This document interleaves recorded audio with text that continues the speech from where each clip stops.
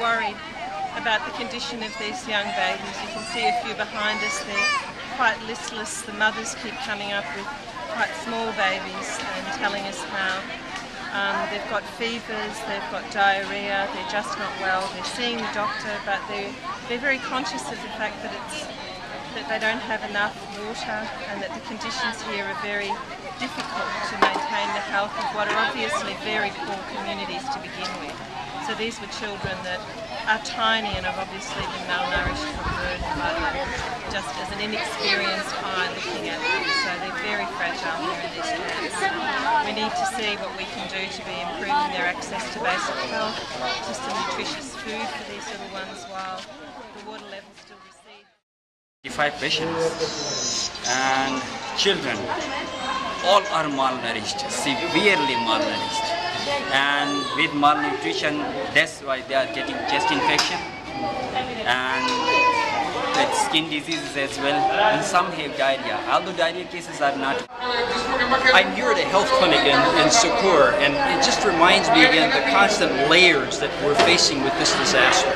So for example here, the doctor's telling me he's seen 85 patients, roughly 20 or 30 children, and the mothers and the children especially are all suffering from what he calls basically undernutrition or chronic malnutrition for years, even before this.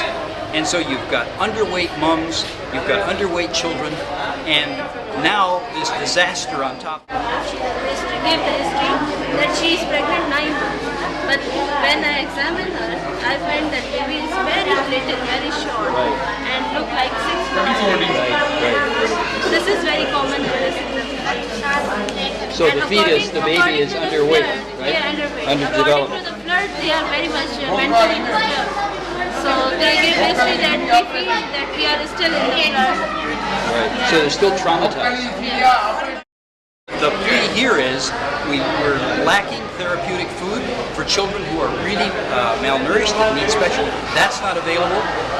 The lady doctor here, Dr. Ritter, was telling me that even if she gives ORS solution, this is the solution that rehydrates children, if they don't have clean water, they can't use it. You're just constantly up against barriers here as to addressing this situation. And obviously chronic poverty is behind so much of this. And so even as we're in the middle of this disaster, it just reminds us, yes, we have to do everything we can to keep people alive, but there has to be a strategy as we carry on to deal with the issues of poverty and how that can also be part of the change that comes in the response to this disaster.